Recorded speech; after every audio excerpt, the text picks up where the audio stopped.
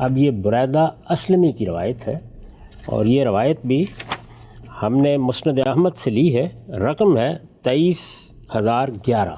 اس کا ترجمہ ہے، بریدہ اسلمی رضی اللہ عنہ بیان کرتے ہیں کہ رسول اللہ صلی اللہ علیہ وسلم کسی غزوے سے فتح یاب ہو کر اموال غنیمت کے ساتھ لوٹے تو ایک سیاہ فام لونڈی آپ کی خدمت میں حاضر ہوئی۔ یہاں بھی ایک خاتون ہے، ایک سیاہ فام لونڈی ہے، یہ آپ کی خدمت میں حاضر ہوئی۔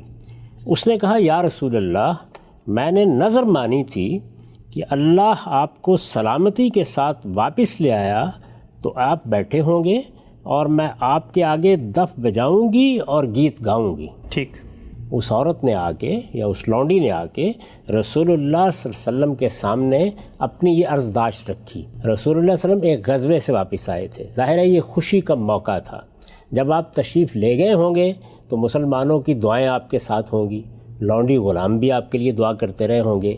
یہ کہتی ہیں کہ میں نے تو یہ نظر مان لی تھی کہ آپ فتح یاب ہو کے تشریف لائیں گے تو میں اس طرح خوشی کا اظہار کروں گی، اس طرح آپ کا خیر مقدم کروں گی، میں دف بجاؤں گی اور آپ کے سامنے گیت گاؤں گی۔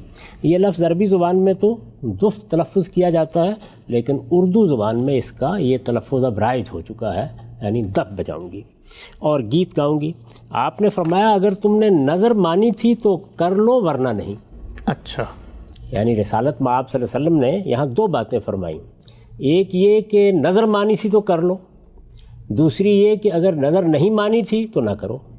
دونوں کو سمجھنا چاہیے نا، یعنی اگر تو نظر مانی تھی اور کر لو، یہ کسی ناجائز کام کے بارے میں ہے تو یہ تو کسی طرح ہو ہی نہیں سکتا۔ کسی حرام کام کے بارے میں ہے، کسی مکروہ کام کے بارے میں ہے، پیغمبر کسی طرح بھی اس کی اجازت نہیں دیں گے، اپنی موجودگی میں اجازت نہیں دیں گے۔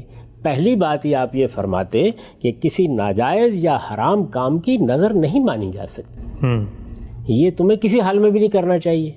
یعنی یہ نہیں ہو سکتا کہ میں ایک غلط کام کی نظر مان لوں، میں کسی ممنوع کام کی نظر مان لوں اور پھر اس کے بعد محض اس لیے مجھے کرنے دیا جائے کہ میں نے نظر مانی تھی، اچھا، مجھے روکا جائے گا۔ یہی دین کا تقاضا ہے۔ رسالت مآب صلی اللہ علیہ وسلم نے تو بعض موقعوں پر ان نظروں کو پورا کرنے سے بھی روکا ہے جن میں کسی شخص نے کوئی غیر معمولی مشقت اپنے ذمے لے لی۔ اچھا، یعنی میں پیدل حج کروں گا، میں گرمی کے موسم میں کپڑے نہیں پہنوں گا، اس طرح کی نظریں بھی نہیں ماننی چاہیے۔ یعنی یہ میں نے چند مثالیں آپ کے سامنے رکھی۔ تو یہاں آپ نے کیا فرمایا؟ پہلی بات یہ فرمائی کہ اگر نظر مانی ہے تو کر لو۔ اس کا مطلب یہ ہے کہ یہ کام فی نفس سے ہی بالکل مباح ہے، اپنی ذات میں بالکل جائز ہے، اس میں کوئی چیز ممنوع نہیں ہے، اس لیے نظر مانی ہے تو کر لو۔ اب سوال یہ ہے کہ یہ کیوں فرمایا کہ اگر نظر نہیں مانی تو نہ کرو؟ اس کی میں نے وضاحت کی ہے۔ میں نے یہ لکھا ہے کہ اس نہیں کا مطلب یہ ہے کہ میں اپنی شخصیت کے لحاظ سے اس کو موضوع نہیں سمجھتا کہ فتح کی خوشی میں اس طرح میرے سامنے شادیانے بجائے جائیں۔ ٹھیک، یعنی چیزوں کے دو پہلو ہوتے ہیں نا۔ میں نے یہ روایتیں جب تصویر کے معاملے میں دیکھیں تو اس میں بھی دونوں ہی پہلو سامنے آ گئے۔ یعنی ایک پہلو وہ تھا کہ جس میں رسالت مآب صلی اللہ علیہ وسلم نے ان تصویروں کی ممانعت کی جو شرک کا ذریعہ بنتی تھی، اور دوسرے کسی موقع پر محض کوئی پردہ اس لیے ہٹانے کے لیے کہہ دیا کہ آپ اپنے ہاں بعض زینتوں کا اظہار پسند نہیں کرتے تھے۔ درست۔ تو دونوں کو الگ الگ پہلوؤں سے دیکھنا چاہیے۔ یعنی دین میں اگر تفقہ اور بصیرت ہو تو پھر آدمی یہ دیکھتا ہے کہ کون سی بات کس موقع پر کہاں کہی گئی ہے۔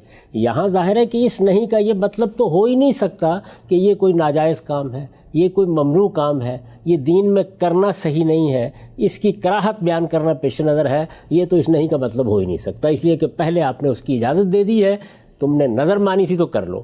اب کوئی دوسرا پہلو ہے جس پر یہ نہیں کہا گیا ہے، تو اس لیے یہ ضروری ہے کہ اس موقع پر اس کو سمجھا جائے۔ وہ دوسرا پہلو ظاہر ہے یہی ہو سکتا ہے کہ جب رسالت مآب صلی اللہ علیہ وسلم ایک غزوے سے تشریف لائیں گے، فتح کا موقع ہوگا، خوشی کا موقع ہوگا، مسرت کا موقع ہوگا، تو ایک پیغمبر کی حیثیت سے آپ تو یہی پسند فرمائیں گے نا کہ تسبیح ہو، تہلیل ہو، اللہ کا شکر ہو، نماز پڑھی جائے۔ یہ تو نہیں پسند فرمائیں گے نا کہ اس طرح کے موقعوں کے اوپر آپ کے لیے شادیانے بجائے جائیں۔ تو یہ ایک دوسرا پہلو ہے جس پر یہ نہیں کا لفظ آیا ہے۔ اس نہیں کا مطلب یہ ہے کہ میں اپنی شخصیت کے لحاظ سے اس کو موضوع نہیں سمجھتا کہ فتح کی خوشی میں اس طرح میرے سامنے شادیانے بجائے جائیں، لیکن تم نے نظر مانی ہے تو کر لو، اس لیے یہ کوئی ناجائز کام بھی نہیں ہے۔ اچھا، یعنی یہ پوری بات اب واضح ہو جاتی ہے کہ کیوں فرمایا کہ کر لو اور کیوں فرمایا کہ نہیں۔ اس نے عرض کیا جی میں نے واقعی نظر مانی تھی، روایت آ گئی ابھی، روایت آگے بڑھتی ہے۔ اس نے عرض کیا جی میں نے واقعی نظر مانی تھی۔ بریدہ کہتے ہیں کہ اس کے بعد رسول اللہ صلی اللہ علیہ وسلم بیٹھ گئے اور اس نے دف بجانا شروع کیا۔ اچھا، اس دوران میں صدیق رضی اللہ عنہ بھی وہاں آئے اور بعض دوسرے لوگ بھی، اور وہ دف بجاتی رہی۔ یعنی رسول اللہ صلی اللہ علیہ وسلم نے اس نے اجازت مانگی، دف بجانا شروع کر دی۔ سیدنا صدیق آئے، وہ دف بجاتی رہی۔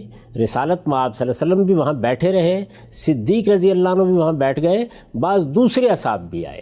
آنے کی وجہ بھی واضح ہوتی ہے کیونکہ رسالت مآب صلی اللہ علیہ وسلم ایک غزوے سے تشریف لائے تھے، فتح یاب ہو کر تشریف لائے تھے، تو ظاہر ہے کہ باقی لوگ بھی اسی مقصد سے آ رہے ہوں گے۔ تو صدیق آئے، وہ بھی بیٹھ گئے، دوسرے لوگ بھی آئے، وہ دف بجاتی رہی۔ لیکن پھر عمر رضی اللہ عنہ داخل ہوئے۔ اچھا، بریدہ رضی اللہ عنہ کا بیان ہے کہ وہ لونڈی چادر اوڑھے ہوئے تھی، اس نے دیکھا، یعنی سیدنا عمر کو دیکھا، اس نے انہیں دیکھا تو دف کو اپنے پیچھے چھپا لیا۔ عجیب۔ اچھا، رسول اللہ صلی اللہ علیہ وسلم نے یہ دیکھ کر فرمایا عمر شیطان تم ہی سے ڈرتا ہے۔ اچھا، ابھی دیکھیے پہلی چیز کیا ہے، اس نے دف کو اپنے پیچھے چھپا لیا۔ اس پر میں نے وضاحت کی ہے، اس سے واضح ہے کہ مدینے کی لونڈیاں بھی سیدنا عمر رضی اللہ عنہ کی اس سختی سے واقف تھیں جو برائی یا برائی کی طرف لے جانے والی چیزوں کے بارے میں ان کی طبیعت میں پائی جاتی تھی۔ ایک چیز یہ ہے کہ برائی کے بارے میں ایک رویہ ہوتا ہے کہ یہ ایسی چیز نہیں ہے، اس کو نظر انداز کیا جا سکتا ہے، اس کو بعض ان لوگوں کے ہاں جو ذرا ایمان میں ضعیف ہیں گوارا کیا جا سکتا ہے۔ ایک چیز یہ ہے کہ آپ سختی برتتے ہیں اور ہر موقع کے اوپر چھوٹی سے چھوٹی چیز کو بھی گوارا کرنے کے لیے تیار نہیں ہوتے۔ اسی طرح بعض چیزیں اصلاً برائی نہیں ہوتی، وہ سد ذریعہ کی چیزیں ہوتی ہیں، یعنی وہ کسی غلط کام کی طرف لے جا سکتی ہیں۔ تو ایک ذہن یہ ہوتا ہے کہ اس طرح کی چیزوں کے بھی کسی کو قریب نہیں آنا چاہیے، ایک دوسرا ذہن یہ ہوتا ہے کہ اس کے بارے میں لوگوں کو متنبع کر دینا چاہیے، ان کے بارے میں اس طرح اطلاق روکنے کی ضرورت نہیں ہے۔ تو سیدنا عمر کے ہاں ان دونوں معاملات میں، یعنی چھوٹی سے چھوٹی برائی کے بارے میں بھی اور سد ذریعہ کی چیزوں کے بارے میں ایک طبعی سختی پائی جاتی تھی، اور یہ بھی ایک طبیعت کا پہلو ہے جو بعض موقعوں پر بہت خوبی اپنے اندر لیے ہوئے ہوتا ہے۔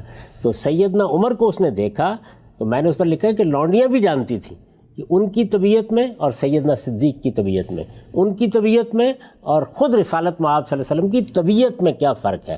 یعنی یہاں دین زیر بحث نہیں ہے، دین کے معاملے میں یا کسی اخلاقی پہلو سے کسی چیز کے معاملے میں یا کسی تدبیر کے معاملے میں آپ کا رویہ کیا ہے، آپ اس میں سختی کے پہلو کو پیش نظر رکھتے ہیں یا آپ اس کو اس کے صحیح مقام پر رکھ کر اس کے بارے میں معاملہ کرتے ہیں۔ تو ان کی طبیعت میں یک گنا سختی پائی جاتی تھی، یہ واقف تھی، تو اس لیے اس نے کیا کیا، دف کو اپنے پیچھے چھپا لیا۔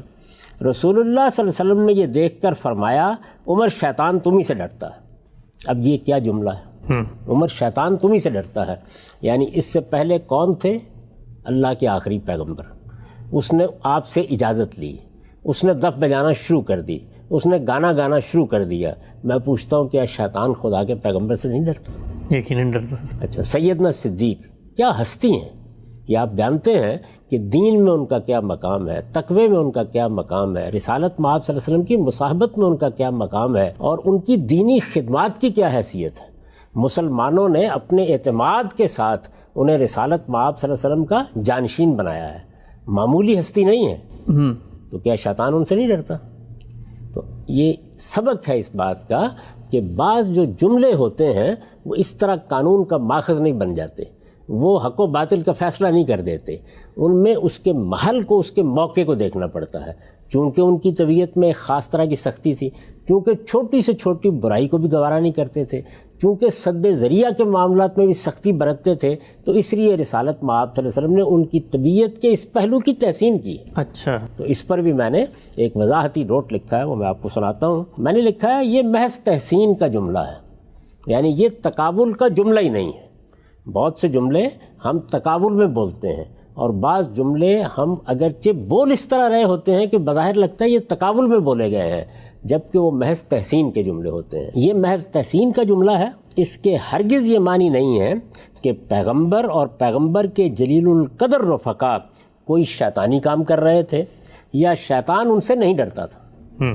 دونوں باتیں کسی طرح باور نہیں کی جا سکتی. یعنی نہ کوئی شیطانی کام ہو رہا تھا اور نہ یہ صورتحال تھی کہ صدیق رضی اللہ عنہ سے شیطان نہیں ڈرتا یا بعض اور جلیل القدر صحابہ سے شیطان نہیں ڈرتا یا خدا کے آخری پیغمبر سے شیطان نہیں ڈرتا.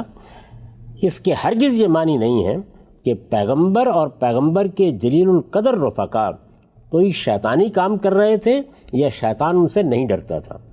اس طرح کے جملے مقابلے سے مجرد ہوتے اور شخصیت میں کسی پہلو کو نمایاں دیکھ کر بولے جاتے ہیں. اس سے یہ بتانا مقصود ہے کہ زبان نطق ہوتی ہے، منطق نہیں ہوتی.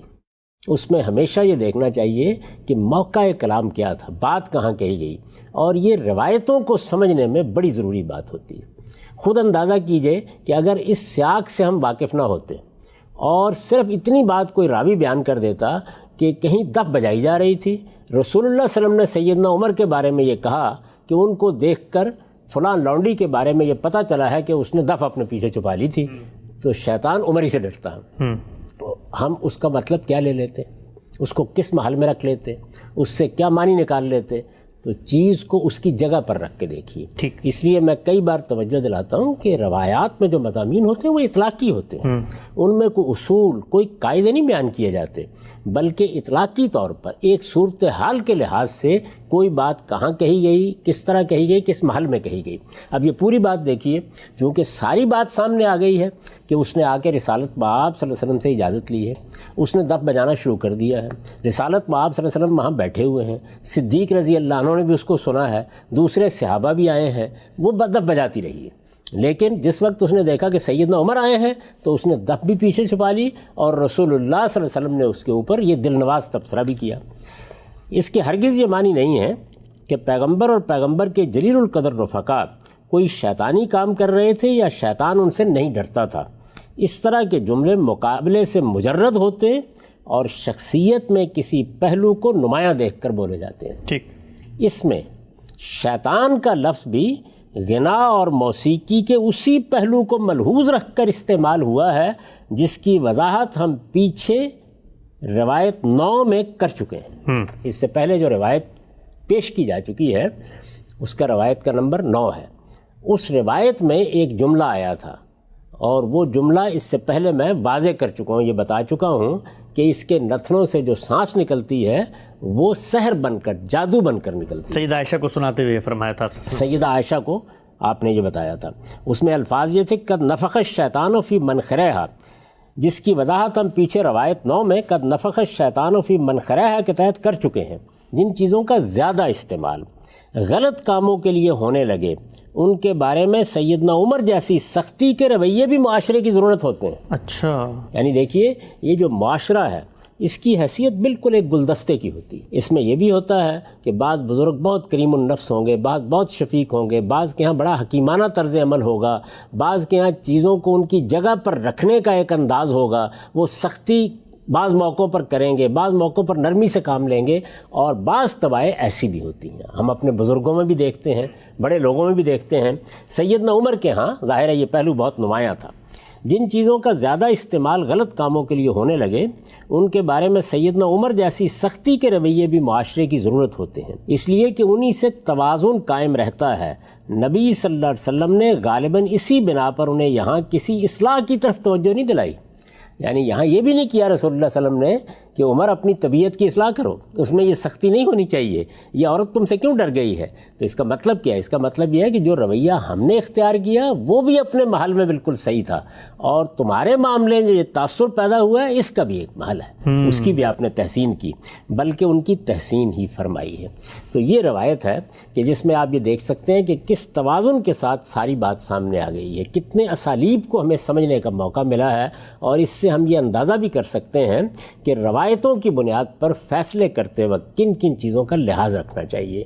یہ دیکھنا چاہیے کہ اس میں طبیعت کا کوئی پہلو زیر بحث ہے، موقع کی کوئی چیز زیر بحث ہے، کسی پس منظر میں بات کی گئی ہے، ان کے بغیر ان کو علی الاطلاق کسی معنی میں لے کر ان سے حرمتوں کا اس بات کرنا یہ کسی طرح بھی صحیح نہیں. ٹھیک. ہم سبھی جو آپ نے روایت بیان فرمائی اور بہت تفصیلی اس کی وضاحت بھی کی، ایک ایک نقطے کی، اور بہت کچھ سمجھنے کا موقع ملا کہ کس موقع پہ کیا بات کس پس منظر میں کہی جائے تو اس کو کیسے سمجھا جاتا ہے. اور موسیقی کے بارے میں بھی واضح ہوتا ہے. اگر حرام ہوتی تو آپ صلی اللہ علیہ وسلم کیوں جو ہے اس موقع پہ ان کو اجازت دیتے. میں ایک اور زاویہ نظر آپ کے سامنے رکھنا چاہتا ہوں کہ اسی روایت سے کچھ لوگ کچھ اور نتیجہ بھی نکالتے ہیں. اس پر آپ کا نقطہ نظر کیا ہے؟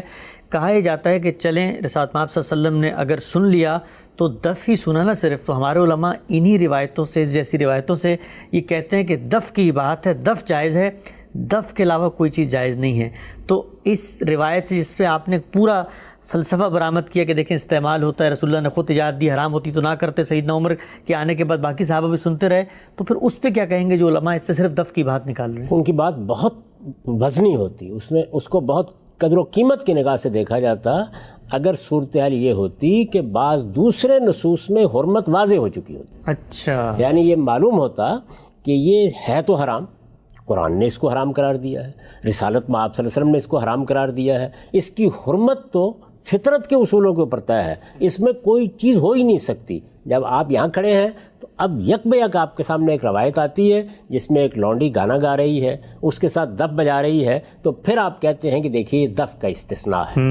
یعنی حرمت کو پہلے کسی دوسری جگہ سے ثابت کر لیجئے تو پھر یہ استثناء کے موقع کی چیز ہوگی. اگر یہ نہیں ہے تو یہ استدلال اس سے نہیں کیا جاتا. میں آپ کو بعض اور استدلالات کی طرف توجہ دلاتا ہوں. آپ یہ فرمائیے مجھ سے، کیا یہ واقعہ نہیں ہے کہ ہمارے ہاں عام طور پر خیال یہ ہے کہ عورت کی آواز کا پردہ ہے؟ یہاں عورت ہی نہیں ہے، مغنیہ ہے، عجیب، گانا سنا رہی ہے. رسالت مآب صلی اللہ علیہ وسلم نے سنا ہے، گانا گاتے وقت آواز اپنے آخری حسن کے ساتھ نمایاں ہوتی ہے. سیدنا صدیق نے بھی سنا ہے. تو اگر استنباط کرنا تھا تو ان چیزوں کا کرنا تھا، اس کا استنباط نہیں ہوتا. یہ بات اس وقت ہوتی جب کہ استثناء بیان کرنا مقصود ہوتا. ٹھیک. یعنی دیکھیے نا، مثال کے طور پر رسالت مآب صلی اللہ علیہ وسلم سے ہمیں یہ معلوم ہو گیا کہ ریشم ممنوع ہے. ہم نے اس کو قرآن مجید کے اصول پر بھی جان لیا کہ وہ کیوں ممنوع ہے. اب کسی موقع کے اوپر رسول اللہ صلی اللہ علیہ وسلم اجازت دے رہے ہیں کہ یہ تمہارے بٹن میں کچھ ہے، کچھ ریشم کا ایک کپڑا لگا ہوا ہے، کوئی حرج کی بات نہیں. تو اب گویا حرمت پہلے واضح ہو چکی ہے، اس سے استثناء پر استدلال کیا جا سکتا ہے. تو الٹ استدلال تو ہو سکتا تھا، لیکن اس سے آپ حرمت ثابت نہیں کر سکتے. یا یوں نہیں کہہ سکتے کہ اللہ تعالیٰ کے رسول نے دف بجانے کی تو اجازت دی ہے لیکن باقی چیزوں کی ممانعت کر دی ہے. وہ ممانعت پہلے الگ سے ثابت کیجئے، اس کے لیے صریح نصوص پیش کیجئے. اور ہم پیچھے سے دیکھتے چلے آ رہے ہیں کہ نہ اس طرح کی کوئی چیز قرآن مجید میں ہے اور نہ صراحت کے ساتھ رسالت مآب صلی اللہ علیہ وسلم نے بیان فرمائی ہے، نہ اس باب میں کوئی سنت جاری کی گئی ہے. اس سے جو کچھ بھی آپ سمجھیں گے وہ استنباطات ہیں. کسی روایت سے آپ نے سمجھ لیا، کسی موقع کی بات سے آپ نے سمجھ لیا، ان کو ان کی جگہ پر رکھ کر دیکھنا چاہیے. تو میں نے تو اس سے کوئی استنباط نہیں کیا. یہ بھی استنباط نہیں کیا کہ دیکھیے موسیقی حلال ہو گئی. میں تو یہ گزارش کر رہا ہوں کہ اب ہم دیکھتے چلے جائیں گے کہ کہاں تنبیہ آ رہی ہے، کہاں توجہ دلائی جا رہی ہے، کہاں کسی چیز کی اباحت محسوس ہوتی ہے، کس جگہ کسی چیز کی ترغیب دی جا رہی ہے، کہاں تحسین کی جا رہی ہے. یہاں رسالت مآب صلی اللہ علیہ وسلم نے ترغیب دی ہے.